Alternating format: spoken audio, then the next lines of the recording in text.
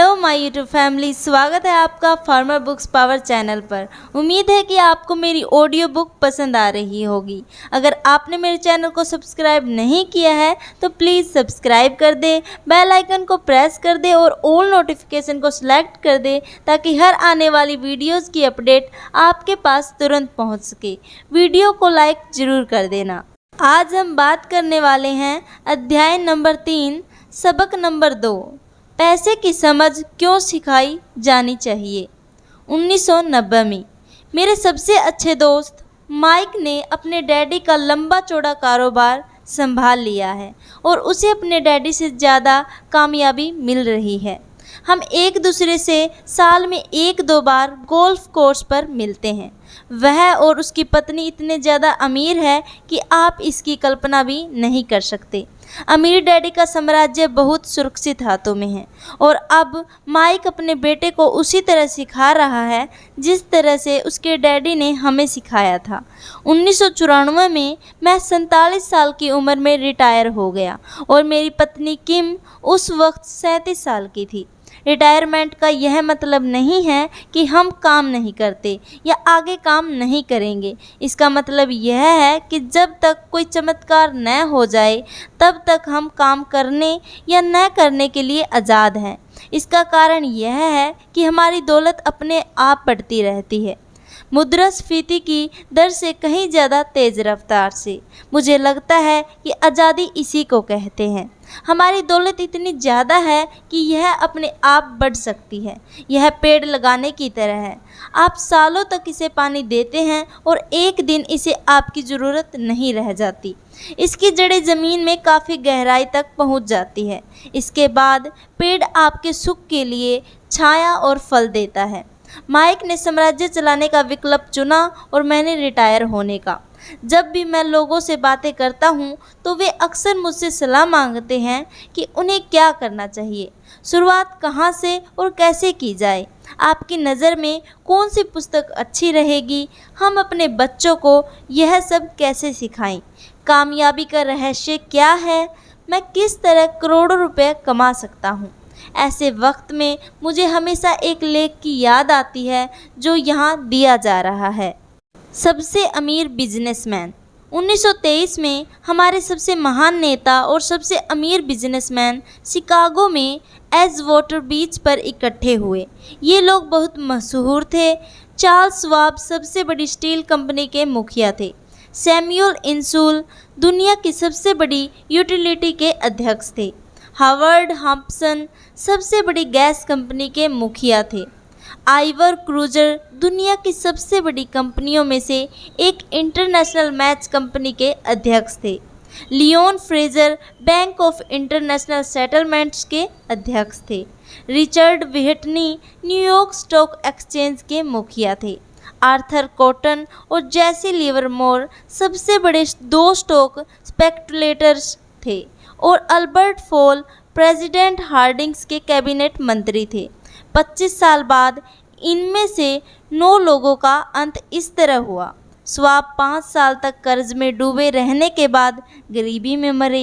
इंसूल की मौत विदेश में दिवालियेपन की हालत में हुई। क्रूजर और कॉटन भी गरीबी में मरे। हॉब्सन पागल हो गए। व्हिटनी और अल्बर्ट फॉल उस समय जेल में रिहा हुए थे। फ्रेजर और लिवरमोर आत्महत्या कर चुके थे। शायद कोई भी ठीक से यह नहीं बता सकता कि इन लोगों के साथ ऐसा क्यों हुआ था। यह 1923 की बात है। हम इतना अंदाज़ा तो लगा सकते हैं कि यह 1929 के मार्केट क्रैश और बड़ी आर्थिक मंदी के ठीक पहले का समय था। मंदी का इन लोगों पर निश्चित रूप से बहुत ज़्यादा असर हुआ होगा। देखने वाली बात यह है कि आज हम इन लोगों से ज़्यादा मुश्किल समय में जी रहे हैं। परिवर्तन ज़्यादा तेज़ी से हो रहा है और पूरी दुनिया में हो रहा है। मुझे लगता है कि आने वाले 25 सालों में बहुत से ऐसे उतार चढ़ाव आएंगे जो इन लोगों द्वारा झेले गए उतार चढ़ाव की तरह ही होंगे। मुझे यह चिंता है कि बहुत से लोग सिर्फ पैसे पर अपना ध्यान लगाए बैठे हैं और अपनी सबसे बड़ी दौलत पर ध्यान नहीं दे रहे हैं जिसका नाम है शिक्षा। अगर लोग लचीले होने, दिमाग खुला रखने और सीखने के लिए तैयार रहें तो इन परिवर्तनों के बावजूद वे बहुत अमीर बन सकते हैं। अगर लोग यह सोचेंगे कि पैसा ही उनकी समस्याओं को सुलझा सकता है तो ऐसे लोगों के लिए आगे आने वाला समय बहुत परेशानी भरा होगा। बुद्धि से समस्याएं सुलझती है और पैसा आता है। अगर आपके पास पैसे की समझ नहीं है तो पैसा चाहे आ भी जाए पर ज़्यादा देर तक नहीं टिकता। ज़्यादातर लोग ज़िंदगी भर यह नहीं समझ पाते कि असल बात यह नहीं है कि आप कितना पैसा कमा पाते हैं, बल्कि यह है कि आप कितना पैसा रख पाते हैं। हमने लॉटरी जीतने वाले उन गरीब लोगों की कहानियाँ सुनी हैं जो अचानक अमीर बन जाते हैं पर कुछ समय बाद वे फिर गरीब हो जाते हैं। ये लोग लाखों करोड़ों जीतते हैं फिर भी वे लौटकर वहीं आ जाते हैं जहां से उन्होंने शुरू किया था। आपने उन व्यावसायिक एथलीट्स की कहानियां भी पढ़ी होगी जो 24 साल की उम्र में हर साल करोड़ों डॉलर कमाते हैं और 34 साल की उम्र में उन्हें पुल के नीचे सोना पड़ता है। आज ही के अखबार में एक युवा बास्केटबॉल खिलाड़ी की खबर छपी है जो 1 साल पहले करोड़ों का मालिक था। आज वह यह शिकायत करता फिर रहा है कि उसके दोस्तों ने, वकीलों और अकाउंटेंट्स ने उसके पैसे हड़प लिए और इसी वजह से आज उसे बहुत कम मजदूरी पर कार धोने का काम करना पड़ रहा है। वह सिर्फ 29 साल का है, उसे कार धोने के काम से भी निकाल दिया गया है। इसकी वजह यह थी कि उसने कार साफ करते समय अपनी चैंपियनशिप रिंग उतारने से मना कर दिया और इसलिए उसकी खबर अखबार में छप गई। वह अपने निकाले जाने का विरोध कर रहा है और कहता है कि यह भेदभाव है।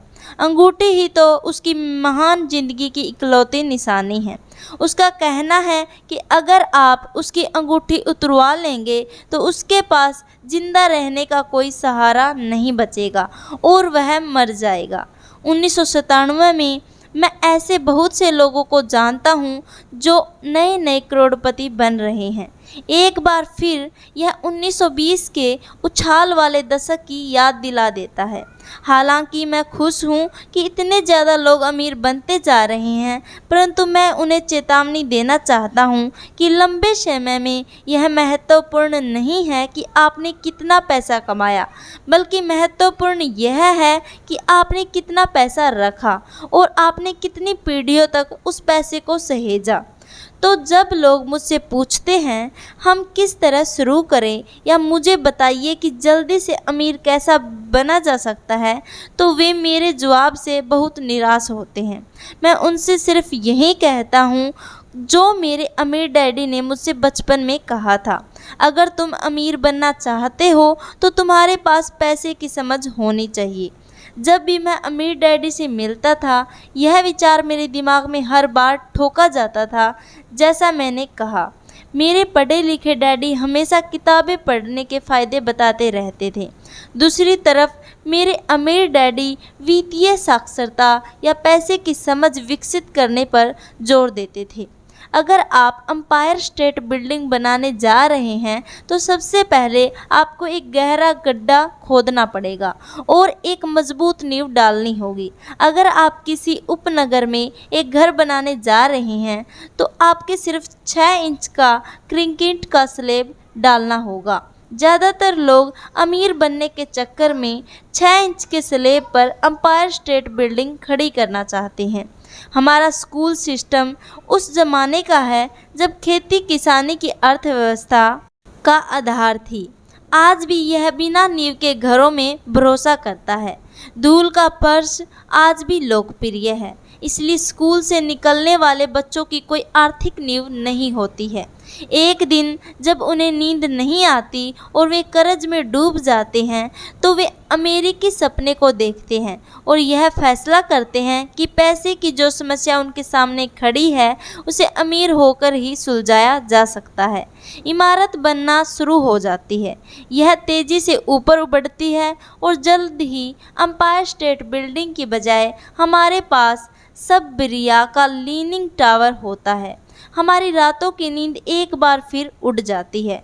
माइक और मेरे लिए दोनों ही विकल्प संभव थे, क्योंकि हमारी आर्थिक नींव मजबूत थी और पैसे की समझ हमें बचपन से ही सिखाई गई थी। देखा जाए तो अकाउंटिंग शायद दुनिया का सबसे बोरिंग विषय है। यह बहुत उलझन भरा विषय भी है, परंतु अगर आप लंबे समय तक अमीर बने रहना चाहते हैं तो यह सबसे महत्वपूर्ण विषय भी है। सवाल यह है कि आप इस बोरिंग और उलझन भरे विषय को अपने बच्चों को किस तरह सिखा सकते हैं। इस सवाल का जवाब है, इसे आसान बनाकर। पहले इसे तस्वीरों के जरिए सिखाइए। अमीर डैडी ने माइक और मेरे लिए एक मजबूत आर्थिक नींव डाली थी। चूँकि हम लोग छोटे बच्चे थे, इसलिए उन्होंने हमें सिखाने का एक आसान तरीका ईजाद किया। सालों तक वे केवल चित्र बनाते रहे और उनके साथ शब्दों का इस्तेमाल करके हमें समझाते रहे। जब माइक और मैंने उन आसान डायग्राम्स की मदद से आर्थिक शब्दावली और पैसे के खेल को समझ लिया, तो इसके कई सालों बाद अमीर डैडी ने अंकों को जोड़ना शुरू कर दिया। आज माइक को जितने अकाउंटिंग विश्लेषण की ज़रूरत है, वह उससे भी कहीं सूक्ष्म और जटिल विश्लेषण कर सकता है।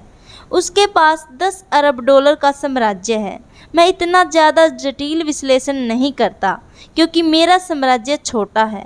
परंतु हम दोनों की ही नींव आसान नींव थी। आगे आने वाले पृष्ठों में मैं आपके सामने वही आसान से चित्र खींचूंगा जो माइक के डैडी ने हमारे लिए खींचे थे। हालांकि वे आसान हैं, परंतु इन चित्रों के सहारे उन्होंने 2 छोटे बच्चों को ठोस और गहरी नींव पर दौलत का बड़ा महल बनाना सिखाया।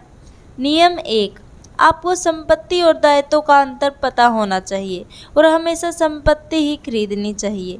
अगर आप अमीर बनना चाहते हैं तो आपको बस इतना ही जानने की ज़रूरत है।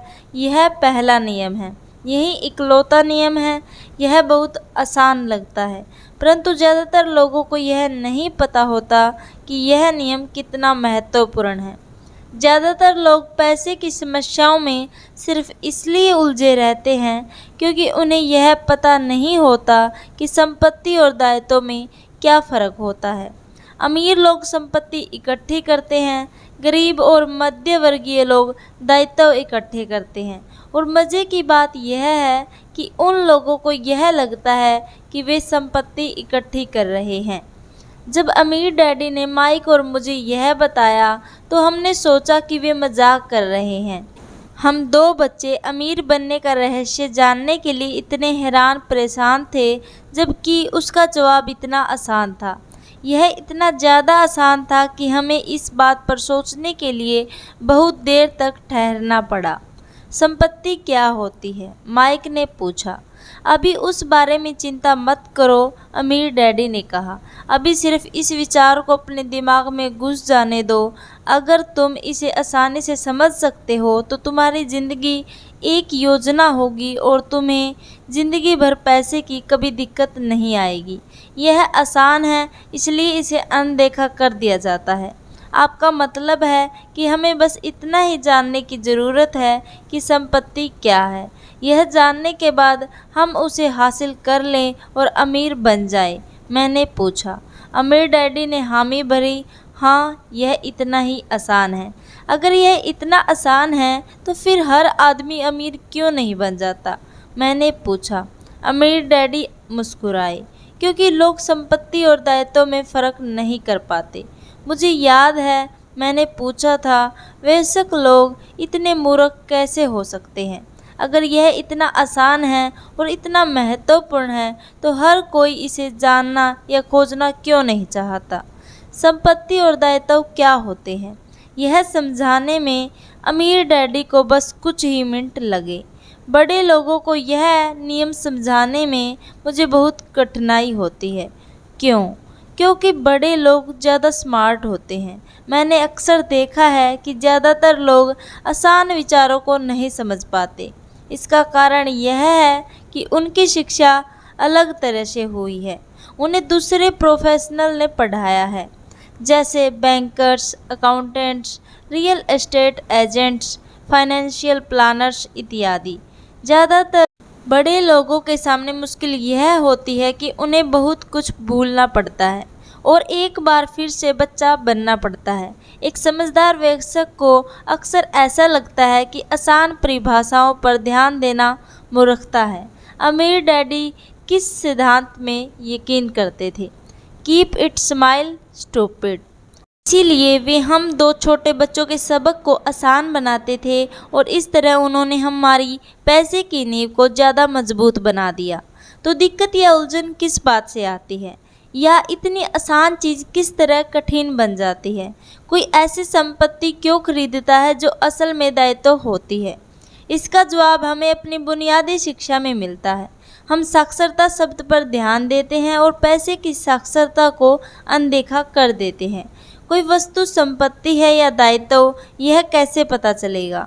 अगर आप सचमुच झंझट में फंसना चाहें तो इन शब्दों को डिक्शनरी में देख लें। मैं जानता हूँ कि वहाँ दी हुई परिभाषाएं किसी अकाउंटेंट को अच्छी लगती होगी, परंतु दिक्कत यह है कि आम आदमी उन्हें पूरी तरह से नहीं समझ पाता। फिर भी हम वयस्क लोग यह मानने में अपनी तौहीन समझते हैं कि कोई चीज़ हमें समझ में नहीं आ रही। छोटे बच्चों को समझाते समय अमीर डैडी ने एक बार कहा था, संपत्ति को शब्दों के नहीं अंकों के द्वारा पढ़ा जाता है, और अगर आप अंकों को नहीं पढ़ सकते तो आपको संपत्ति और ज़मीन में खुदे गड्ढे में कोई फ़र्क महसूस नहीं होगा। अकाउंटिंग में अंक महत्वपूर्ण नहीं है, महत्वपूर्ण तो वह बात है जो अंक आपको बता रहे हैं। यह शब्दों की ही तरह है, शब्द महत्वपूर्ण नहीं होते, महत्वपूर्ण वह बात होती है जो शब्दों के जरिए बताई जाती है। कई लोग पढ़ते हैं परंतु ज़्यादा समझ नहीं पाते। यह रीडिंग कॉम्प्रिहेंशन या पढ़े हुए को समझने की काबिलियत होती है, और इस क्षेत्र में हम सबकी अलग अलग काबिलियत होती है। उदाहरण के लिए मैंने हाल ही में एक नया वीसीआर खरीदा। इसके साथ निर्देश पुस्तिका भी थी जिसमें समझाया गया था कि अपने वीसीआर को किस तरह प्रोग्राम किया जाता है। मैं शुक्रवार की शाम को आने वाले अपने फेवरेट टीवी शो को रिकॉर्ड करना चाहता था, पर उस निर्देश पुस्तिका को पढ़ते पढ़ते मैं पागल हो गया। मुझे दुनिया में कोई भी काम इतना मुश्किल नहीं लग रहा था जितना कि अपने वीसीआर को प्रोग्राम करना। मैं शब्दों को पढ़ सकता था, परंतु इसके बावजूद मुझे समझ में कुछ नहीं आ रहा था। मुझे शब्दों को पहचानने में ए मिल रहा था, परंतु उन्हें समझने में मुझे एफ मिल रहा था, और यही ज़्यादातर लोगों के साथ पैसे के मामले में होता है। अगर आप अमीर बनना चाहते हैं तो आपको अंकों को पढ़ना और उन्हें समझना आना चाहिए। मैंने अपने अमीर डैडी से यह बात हजारों बार सुनी है, और मैंने यह भी सुना है अमीर लोग संपत्ति इकट्ठी करते हैं जबकि गरीब और मध्य वर्गीय लोग दायित्व इकट्ठे करते हैं। यहाँ यह बताया जा रहा है कि संपत्ति और दायित्व में क्या फ़र्क होता है। ज़्यादातर लोग अकाउंटेंट और फाइनेंशियल प्रोफेशनल परिभाषाओं पर आपस में सहमत नहीं होते, परंतु यह आसान चित्र या रेखा चित्र दो छोटे बच्चों के लिए मजबूत वित्तीय नींव डालने में बड़े काम आए। बहुत छोटे बच्चों को सिखाने के हिसाब से अमीर डैडी ने हर चीज़ को बहुत आसान बनाए रखा, और जहाँ तक बन पड़ा उन्होंने चित्र या रेखा चित्र का प्रयोग ज़्यादा किया, शब्दों का उपयोग कम से कम किया, और अंकों का तो कई वर्षों तक इस्तेमाल ही नहीं किया। पैसों के लिए आदमी इसलिए परेशान होता रहता है क्योंकि वह न तो शब्दों को समझ पाता और न ही अंकों को। जिन लोगों के सामने पैसे की मुश्किलें आ रही है उन्हें यह समझ लेना चाहिए कि शब्दों या अंकों में ऐसा कुछ है जिसे वे पढ़ नहीं पा रहे। कोई चीज़ ठीक से उनकी समझ में नहीं आ रहा। अमीर लोग इसलिए अमीर होते हैं क्योंकि इस मामले में वे पैसे की तंगी से परेशान लोगों से ज़्यादा समझदार होते हैं। तो अगर आप अमीर बनना चाहते हैं और अपनी दौलत को बनाए रखना चाहते हैं तो पैसे की साक्षरता और समझदारी महत्वपूर्ण है, शब्दों में भी और अंकों में भी। चित्रों में तो तीर लगे हैं, वे पैसे के बहाव यानी कैश फ्लो को बताते हैं। ध्यान रखिए, सिर्फ अंकों से पूरी बात समझ में नहीं आती और सिर्फ शब्दों से भी पूरी बात समझ में नहीं आती। महत्व तो पूरी कहानी का होता है। किसी वित्तीय रिपोर्ट में अंकों को पढ़ना प्लॉट या कहानी ढूंढने की तरह ही होता है। पैसा कहाँ जा रहा है, इस बात की कहानी। 80% परिवारों की पैसे की कहानी यह होती है कि वे अमीर बनने के लिए कड़ी मेहनत करते हैं, और इसका कारण यह नहीं है कि वे पैसा नहीं कमाते। असली कारण यह है कि वे जिंदगी भर संपत्ति की जगह दायित्व खरीदते रहते हैं। मैंने अपनी कहानी अमेरिका के सबसे अमीर व्यक्तियों से इसलिए शुरू की ताकि मैं यह बता सकूं कि इतने सारे लोगों की सोच में कहाँ गलती होती है। गलती यह होती है कि वे यह मानते हैं कि पैसे से ही सारी समस्याएं सुलझ जाती है। इसलिए जब लोग मुझे फटाफट अमीर बनने के नुस्खे पूछते हैं तो मैं काँप जाता हूँ, या यह है उनकी कहाँ से शुरू करना चाहिए। मैं अक्सर सुनता हूँ, मैं कर्ज में हूँ इसलिए मुझे और ज़्यादा पैसे कमाने चाहिए। परंतु यह देखने में आया है कि ज़्यादा पैसे से समस्या नहीं सुलझती। सच कहा जाए तो इससे समस्या और ज़्यादा बढ़ सकती है। पैसा हमारी इंसानी कमजोरियों को अक्सर ज़्यादा उभार देता है। पैसा अक्सर हमारे ऐसे पहलू पर रोशनी डालता है जिसके बारे में हम अनजान रहते हैं। इसलिए अगर किसी आदमी को अचानक बहुत सी दौलत मिल जाए, जैसे पैतृक संपत्ति, तनख्वाह में भारी बढ़ोतरी या उसकी लॉटरी लग जाए, तो पैसा मिलने के कुछ समय बाद वह अपने पुराने हाल में पहुंच जाता है, और कई बार तो उससे भी बुरे हाल में। पैसा आपके दिमाग में चल रहे कैश फ्लो पैटर्न को उजागर करता है। अगर यह पैटर्न ऐसा है कि अपनी पूरी कमाई खर्च करनी है, तो इस बात की बहुत संभावना है कि आपकी आमदनी बढ़ेगी तो आपका खर्च अपने आप बढ़ जाएगा। इसलिए यह कहावत सही है, मूर्ख और उसके पैसे से शानदार दावतें होती है। मैंने यह कई बार कहा है कि हम स्कूल इसलिए जाते हैं ताकि हम शैक्षणिक और व्यावसायिक काबिलियत को हासिल कर सके। निश्चित रूप से यह दोनों बहुत ही महत्वपूर्ण है। हमारी व्यावसायिक काबिलियत के कारण ही हम पैसा बनाना सीखते हैं। 1960 के दशक में जब मैं हाई स्कूल में था, यह माना जाता था कि अगर कोई पढ़ने लिखने में अच्छा है तो वह होनहार विद्यार्थी आगे जाकर डॉक्टर बनेगा। अक्सर उस बच्चे से यह नहीं पूछा जाता था कि क्या वह डॉक्टर बनना चाहेगा, यह मान लिया जाता था। इसका कारण यह था कि इस धंधे में सबसे ज़्यादा पैसा नज़र आता था। आज डॉक्टरों के सामने पैसे के बहुत से संकट हैं, जो भगवान न करे किसी और के सामने हो।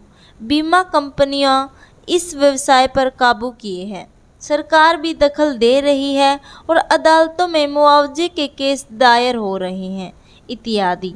आज बच्चे बास्केटबॉल स्टार बनना चाहते हैं, टाइगर वुड्स की तरह गोल्फर बनना चाहते हैं, कंप्यूटर विशेषज्ञ बनना चाहते हैं, movie star, rock star, beauty queen या वॉल स्ट्रीट पर ट्रेडर बनना चाहते हैं।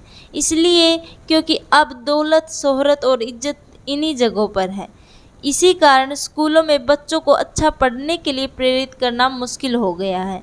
वे जानते हैं कि व्यावसायिक सफलता का शैक्षणिक सफलता से कोई सीधा संबंध नहीं है, जैसा कभी हुआ करता था।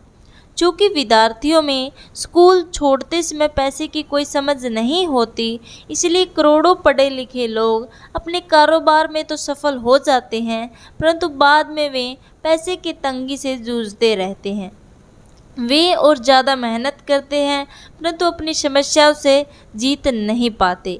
उनकी शिक्षा में कमी यह नहीं है कि उन्हें पैसा कमाना नहीं सिखाया गया है, बल्कि यह है कि उन्हें पैसा खर्च करने का तरीका नहीं सिखाया गया है। पैसा बनाने के बाद उसका किस तरह इस्तेमाल किया जाए और उसे किस तरह संभाला जाए, इसे पैसे की समझ कहते हैं। पैसा एक बार कमाने के बाद उसका क्या किया जाए, इसे अपने पास कितने लंबे समय तक रोका जाए और अपने पैसे से कड़ी मेहनत कैसे करवाई जाए। ज़्यादातर लोग यह नहीं बता पाते कि उनकी पैसे की तंगी का कारण क्या है। ऐसा इसलिए होता है क्योंकि उनमें कैश फ्लो की समझ नहीं होती। कोई आदमी बहुत पढ़ा लिखा हो सकता है, अपने कारोबार में सफल हो सकता है, परंतु हो सकता है कि उसमें पैसे की बिल्कुल भी समझ ना हो। ऐसे लोग अक्सर ज़रूरत से ज़्यादा कड़ी मेहनत करते हैं, क्योंकि उन्होंने कड़ी मेहनत करना तो सीखा है, परंतु पैसे से अपने लिए कड़ी मेहनत करवाना नहीं सीखा। यह कहानी बताती है कि पैसे का सुख भरा सपना किस तरह दुख भरे सपने में बदल जाता है।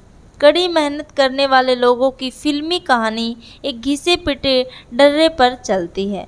हाल में शादीशुदा, खुश, बहुत पढ़े लिखे पति पत्नी साथ साथ किराए के मकान में रहने लगते हैं। जल्दी ही उन्हें यह लगने लगता है कि वे पैसा बचा रहे हैं, क्योंकि दो लोगों के साथ साथ रहने का खर्च भी लगभग उतना ही होता है जितना कि अकेले आदमी का। समस्या यह है कि जिस अपार्टमेंट में वे रहते हैं वह छोटा है। वे अपने सपनों का घर खरीदने के लिए पैसे बचाने लगते हैं ताकि वे बच्चे पैदा कर सकें। अब उनके पास 2 तनख्वाहें होती है और वे अपने करियर पर ज़्यादा ध्यान देने लगते हैं। उनकी आमदनी बढ़ने लगती है। जैसे जैसे उनकी आमदनी बढ़ने लगती है, उनके खर्च भी बढ़ने लगते हैं। ज़्यादातर लोगों के लिए पहले नंबर का खर्च होता है टैक्स। कई लोग सोचते हैं इनकम टैक्स, परंतु ज़्यादातर लोगों के लिए सबसे बड़ा टैक्स होता है सोशल सिक्योरिटी टैक्स। कर्मचारी को ऐसा लगता है कि social security tax, Medicare tax को मिलाकर कुल टैक्स लगभग 7.5% के करीब होता है, परंतु हकीकत में यह 15% होता है, क्योंकि आपके बॉस को भी सोशल सिक्योरिटी की उतनी ही रकम मिलानी पड़ती है। मुद्दे की बात यह है कि यह वह पैसा है जो आपका बॉस आपको नहीं दे सकता। इससे भी बड़ी बात यह है कि आपको अपने वेतन में से कटे सोशल सिक्योरिटी टैक्स की रकम पर इनकम टैक्स भी देना होता है, और यह ऐसी आमदनी होती है जो आपके हाथ में नहीं आई बल्कि सीधे ही सोशल सिक्योरिटी में चली गई। फिर दायित्व बढ़ने लगते हैं। इसे समझाने का सबसे अच्छा तरीका यह है कि आप वापस युवा पति पत्नी की कहानी की तरफ चलें। उनकी आमदनी बढ़ने के कारण वे फैसला करते हैं कि अब वे किराए के मकान में नहीं रहेंगे, बल्कि अपने सपनों का घर ही खरीद लेंगे। जब वे अपने घर में पहुंच जाते हैं तो उन पर एक नए टैक्स का बोझ आ जाता है, जिसे प्रॉपर्टी टैक्स कहते हैं। फिर वो लोग एक नई कार खरीदते हैं, नया फर्नीचर और नया सामान खरीदते हैं ताकि उनका घर आलीशान लगे। अचानक वे अपने सपने से जागते हैं और देखते हैं कि उनके दायित्वों का कॉलम बढ़ गया है। वे कर्ज में हैं और उन्हें बहुत से मॉर्टगेज ऋण और क्रेडिट कार्ड ऋण चुकाने हैं। अब वे चूहा दौड़ में फंस चुके हैं। एक बच्चा पैदा हो जाता है, वे और कड़ी मेहनत करते हैं, प्रक्रिया फिर दोहराई जाती है। ज़्यादा पैसा आता है, उस पर ज़्यादा टैक्स लगता है, जिसे ब्रैकेट क्रीप भी कहा जाता है। तभी उनके पास डाक में एक और क्रेडिट आ जाता है, वे उसका इस्तेमाल करते हैं, वह ख़त्म हो जाता है। तभी एक लोन कंपनी का आदमी आकर उन्हें बताता है कि उनकी सबसे बड़ी संपत्ति, उनके घर की कीमत बढ़ गई है। कंपनी उन्हें एक बिल कंसोलिडेशन लोन देने का ऑफ़र देती है, क्योंकि उनकी क्रेडिट बहुत अच्छी है।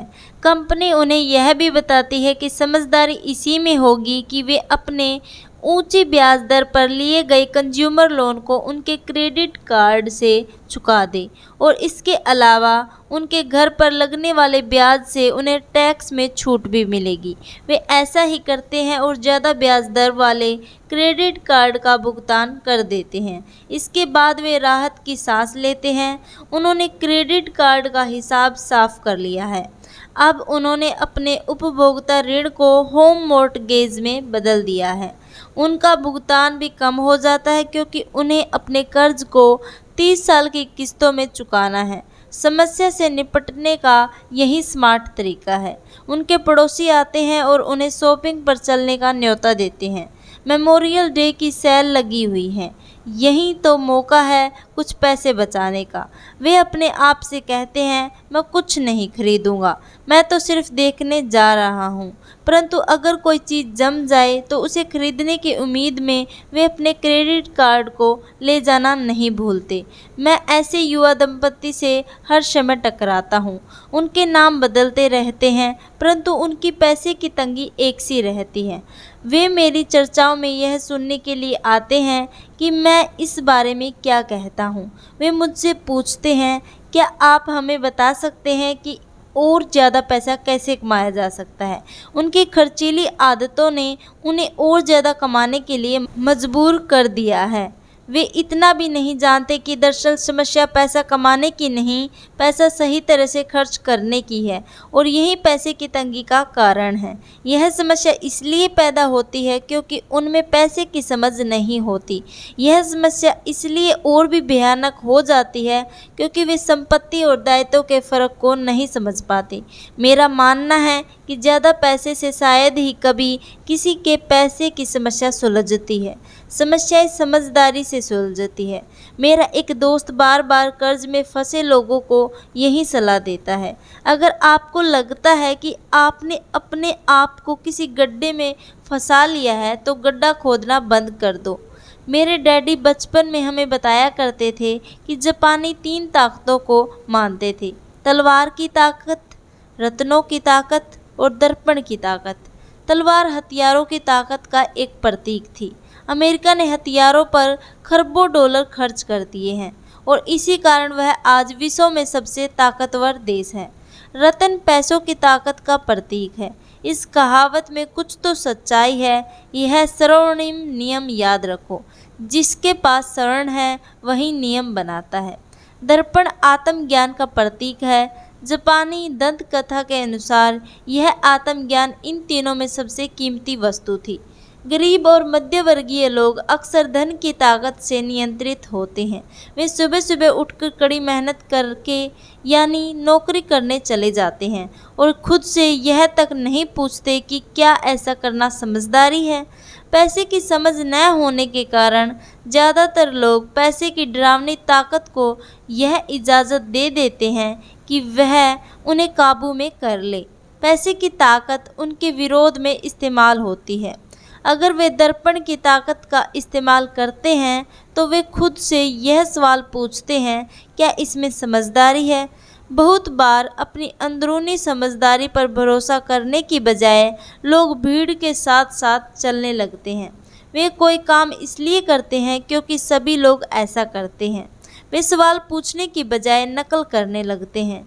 अक्सर वे नासमझी के कारण वही दोहराते हैं जो उन्हें सिखाया गया है। इस तरह के विचार: आपका घर आपकी सबसे बड़ी पूंजी है, आपका घर आपका सबसे बड़ा निवेश है। अगर आप ज़्यादा कर्ज लेते हैं तो आपको टैक्स में ज़्यादा छूट मिलेगी। सुरक्षित नौकरी खोजो, गलतियां मत करो, खतरे मत उठाओ। ऐसा कहा जाता है कि ज़्यादातर लोगों के लिए मौत से भी डरावनी चीज़ होती है भीड़ के सामने बोलने का डर। मनोवैज्ञानिक कहते हैं कि ज़्यादातर लोग सार्वजनिक मंच पर बोलने से इसलिए डरते हैं क्योंकि उन्हें यह डर होता है कि उनकी बुराई होगी, लोग भाग उनकी हंसी उड़ाएंगे, वे अकेले रह जाएंगे, सबसे कट जाएंगे और बिरादरी से अलग थलग कर दिए जाएंगे। सबसे अलग होने का डर या अकेले रह जाने का डर ही वह सबसे बड़ा कारण है जिस वजह से ज़्यादातर लोग अपनी समस्या हल करने के लिए नए तरीके नहीं ढूंढते। इसलिए मेरे पढ़े लिखे डैडी कहा करते थे कि जापानी लोग दर्पण की ताकत को सबसे ज़्यादा महत्व देते थे, क्योंकि जब इंसान दर्पण में खुद को देखता है तभी उसे सच्चाई का पता चलता है। और ज़्यादातर लोग खतरे मत उठाओ इसलिए कहते हैं क्योंकि वे खुद डरे हुए होते हैं। यह किसी भी चीज़ के बारे में कहा जा सकता है, जैसे खेल में, संबंधों में, करियर में, धन में। इसी डर, इसी समाज से कट जाने का डर के कारण लोग लीक पर चलते हैं और समाज की स्वीकृत मान्यताओं या लोकप्रिय प्रवृत्तियों के खिलाफ नहीं जाते। आपका घर एक संपत्ति है। बिल कंसोलिडेशन लोन लो और कर्ज से बाहर निकल जाओ। कड़ी मेहनत करो।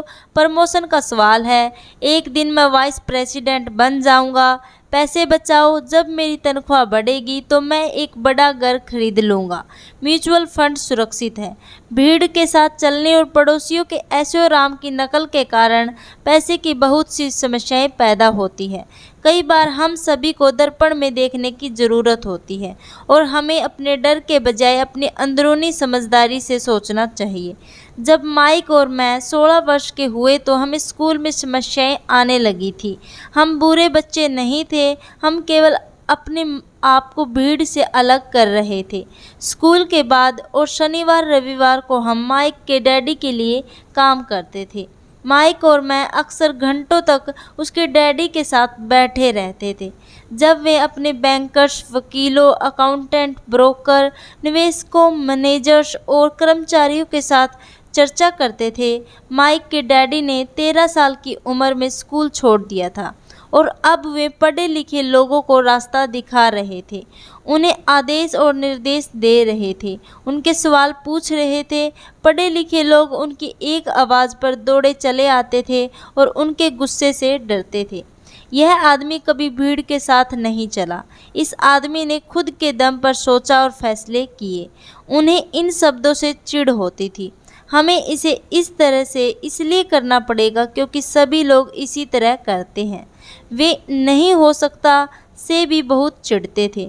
अगर आप उनसे कोई काम करवाना चाहते थे तो आपको बस इतना ही कहना था, मुझे लगता है कि आप इसे नहीं कर सकते। माइक और मैं उनके साथ रहकर जितना सीखे उतना हमने स्कूल में बिताए सालों में कभी नहीं सीखा, कॉलेजों में भी नहीं। माइक के डैडी के पास स्कूल की शिक्षा तो नहीं थी, परंतु उनके पास पैसे की शिक्षा थी और इसी कारण वे सफल भी थे। वे हमें बार बार बताया करते थे, एक समझदार आदमी अपने से ज़्यादा समझदार लोगों को नौकरी पर रख सकता है। इसलिए माइक और मुझे समझदार लोगों की बातें सुनने और उनसे सीखने का लाभ मिला, परंतु इसके कारण माइक और मैं दोनों ही उस सामाजिक मान्यता के साथ नहीं चल पाए जो हमारे शिक्षक हमें सिखाते थे और इसी वजह से कई समस्याएं पैदा हो गई। जब कोई टीचर कहता था, अगर तुम्हें अच्छे नंबर नहीं मिलते हैं तो तुम दुनिया में कुछ नहीं कर सकते, तो माइक और मैं अपनी भौहें चढ़ा लेते थे। जब हमें घिसे पिटे डर्रे पर चलने को कहा जाता था और नियमों का अक्षरांश पालन करना सिखाया जाता था तो हमें यह लगता था कि स्कूली शिक्षा दरअसल रचनात्मकता का गला घोंट देती है। हम अमीर डैडी की यह बात समझने लगे थे कि स्कूलों को इसलिए बनाया गया है ताकि वहाँ अच्छे कर्मचारी तैयार हो सके, न कि अच्छे मालिक। कभी कभार माइक या मैं टीचर से पूछते थे कि हम जो पढ़ रहे हैं उसकी असली ज़िंदगी में क्या उपयोगिता है, या यह कि हमें पैसे के बारे में क्यों नहीं पढ़ाया जाता। दूसरे सवाल का अक्सर हमें यह जवाब मिलता था कि पैसा महत्वपूर्ण नहीं है और अगर हम अच्छी पढ़ाई करेंगे तो पैसा अपने आप मिलने लगेगा। हम पैसे की ताकत के बारे में जितना ज़्यादा जानते थे, अपने शिक्षकों और सहपाठियों से उतना ही दूर होते जाते थे। मेरे पढ़े लिखे डैडी ने कभी मुझे अच्छे नंबर के लिए दबाव नहीं डाला। मुझे इस बात पर हैरत होती है कि उन्होंने ऐसा क्यों नहीं किया, परंतु हम लोगों में पैसे को लेकर अक्सर वाद विवाद होने लगे थे। जब मैं 16 साल का हुआ तो मेरी पैसे की बुनियाद मेरे मम्मी डैडी से अच्छी हो रही थी। मैं हिसाब किताब रख सकता था। मैं tax accountants, corporate attorney, bankers, real estate brokers, निवेशकों इत्यादि की बातें सुनता था। मेरे डैडी शिक्षकों से बातें करते थे। एक दिन मेरे डैडी मुझे बता रहे थे कि हमारा घर हमारे लिए सबसे बड़ा निवेश क्यों है। इस बात को लेकर हम लोगों में बहस हो गई। जब मैंने उन्हें यह बताया कि घर हमारे लिए एक अच्छा निवेश क्यों नहीं है, आगे आने वाले चित्र से यह साफ हो जाता है कि अपने अपने घरों को लेकर मेरे अमीर डैडी और मेरे गरीब डैडी के विचारों में कितना अंतर था। एक डैडी के हिसाब से उनका घर एक संपत्ति थी, जबकि दूसरे डैडी के हिसाब से यह एक दायित्व था। अगर मैं और मेरी पत्नी एक ज़्यादा बड़ा और आलीशान मकान खरीदने की बात सोचते हैं तो हम जानते हैं कि यह एक संपत्ति नहीं होगी बल्कि एक दायित्व होगा, क्योंकि इससे हमारी जेब से पैसा निकल जाएगा। तो यह रहा मेरा तर्क। हालांकि ज़्यादातर लोग मुझसे सहमत नहीं होंगे, क्योंकि घर एक भावनात्मक चीज़ होती है और जब पैसे का सवाल आता है तो भावनाएं पैसे की समझ को हरा देती है। मुझे व्यक्तिगत अनुभव से पता है कि पैसा हर फैसले को भावनात्मक बना देता है। जब घर की बात आती है तो मैं यह बताना चाहता हूँ कि ज़्यादातर लोग उस घर की कीमत चुकाने के लिए ज़िंदगी भर काम करते हैं जिसके वे कभी पूरी तरह मालिक नहीं होते। दूसरे शब्दों में, ज़्यादातर लोग एक घर खरीदने के कुछ सालों बाद दूसरा घर खरीदते हैं और हर बार पहले मकान के लिए जो कर्ज वे लेते हैं उस पर उनके पास हर बार फिर से 30 साल का नया कर्ज हो जाता है। हालांकि लोगों को मॉर्टगेज पेमेंट पर ब्याज के लिए टैक्स में छूट मिलती है, परंतु वे अपने दीगर खर्चों के लिए टैक्स के बाद मिलने वाले डॉलरों का उपयोग करते हैं, अपनी मॉर्टगेज पूरी तरह चुकाने के बाद भी। Property tax. मेरी पत्नी के मम्मी डैडी को धक्का लगा जब उनके घर का प्रॉपर्टी टैक्स $1000 प्रति माह तक पहुंच गया। यह तब हुआ जब वे रिटायर हो चुके थे और इस बढ़ोतरी से उनका रिटायरमेंट के बाद का बजट गड़बड़ा गया और उन्हें मजबूरन मकान बदलना पड़ा। घर की कीमत हमेशा नहीं बढ़ती। मेरे कुछ दोस्त जिन्होंने अपने घर के लिए कर्ज लिया था, उन्हें $10 लाख से भी ज़्यादा का कर्ज चुकाना पड़ा। सबसे बड़े नुकसान अवसर गंवाने की वजह से होते हैं। अगर आपका सारा पैसा मकान में फंसा रहता है तो आपको ज़्यादा कड़ी मेहनत करनी पड़ती है ताकि आपका खर्च चलता रहे। इसी दौरान संपत्ति वाले कॉलम में कोई बढ़ोतरी नहीं होती। अगर एक युवा पति पत्नी शुरुआत में ही अपना पैसा संपत्ति वाले कॉलम में लगाए, उनके आगे के साल आराम से गुजरेंगे, खासकर उस समय जब वे अपने बच्चों को कॉलेज में भेजेंगे। इस दौरान उनकी संपत्ति भी बढ़ जाएगी, उनके खर्च भी आराम से चलते रहेंगे। अक्सर ऐसा होता है कि आपका घर आपके बढ़ते हुए खर्च के भुगतान के लिए होम इक्विटी लोन का साधन बन जाता है। संक्षेप में, अपना घर खरीदने का फैसला बहुत खर्चीला पड़ता है। इसके बजाय बेहतर यह होगा कि जल्दी ही इन्वेस्टमेंट पोर्टफोलियो बना लिया जाए। किसी आदमी पर इसका असर कम से कम 3 तरह से पड़ता है। समय की बर्बादी, क्योंकि इस दौरान दूसरी संपत्तियों का मूल्य बढ़ गया होता है। अतिरिक्त पूंजी की बर्बादी, जिसे दोबारा निवेश किया जा सकता था, जबकि घर खरीदने के बाद आपको घर से सीधे जुड़े बहुत से खर्च उठाने पड़ते हैं। शिक्षा की बर्बादी। अक्सर ऐसा होता है कि लोग यह मानते हैं कि उनके संपत्ति वाले कॉलम में उनका घर, बचत और रिटायरमेंट प्लान आते हैं। क्योंकि उनके पास निवेश करने के लिए पैसा नहीं होता, इसलिए वे बिल्कुल भी निवेश नहीं करते। इस कारण उन्हें निवेश का अनुभव कभी नहीं मिल पाता। ज़्यादातर लोग कभी एक समझदार निवेशक नहीं बन पाते और सबसे बढ़िया निवेश सामान्य तौर पर सबसे पहले समझदार निवेशकों को बेच देते हैं, जो बाद में उन्हें सुरक्षित खेलने वाले लोगों को बेचते हैं। एक कर्मचारी होने के नाते जो घर का मालिक भी है, आपकी नौकरी का पैटर्न सामान्यतः यह होता है। आप किसी के लिए काम करते हैं। तनख्वाह पर काम करने वाले ज़्यादातर लोग मालिक को या शेयर होल्डर्स को ज़्यादा अमीर बना रहे हैं। आपकी कोशिशों, मेहनत और सफलता से दरअसल आपका मालिक सफल होता है और उसके रिटायरमेंट में मदद मिलती है। आप सरकार के लिए काम करते हैं। आप इसे देख पाएँ, इसके पहले ही सरकार आपकी तनख्वाह में से अपना हिस्सा ले लेती है। ज़्यादा कड़ी मेहनत करके आप सरकार को देने वाले टैक्स में बढ़ोतरी करते हैं। आप बैंक के लिए काम करते हैं। टैक्स चुकाने के बाद आपका सबसे बड़ा खर्च आमतौर पर अपना मॉर्टगेज और क्रेडिट कार्ड का कर्ज चुकाना होता है। इस आसान सबक को याद रखें। अमीर संपत्ति खरीदते हैं, गरीब केवल खर्च करते हैं। मध्य वर्ग दायित्व खरीदता है, परंतु यह सोचता है कि वह संपत्ति खरीद रहा है तो किस तरह मैंने अपने काम से काम रखा। इस सवाल का जवाब क्या है? मैकडोनाल्ड के मालिक की बातें सुने। धन्यवाद दोस्तों। उम्मीद है कि आपको मेरी ऑडियो बुक पसंद आ रही होगी। अगर आपने मेरे चैनल को सब्सक्राइब नहीं किया है तो प्लीज़ सब्सक्राइब कर दे, बेल आइकन को प्रेस कर दे और ऑल नोटिफिकेशन को सिलेक्ट कर दे ताकि हर आने वाली वीडियोस की अपडेट आपके पास तुरंत पहुंच सके। और मेरी वीडियो को लाइक ज़रूर कर देना। धन्यवाद।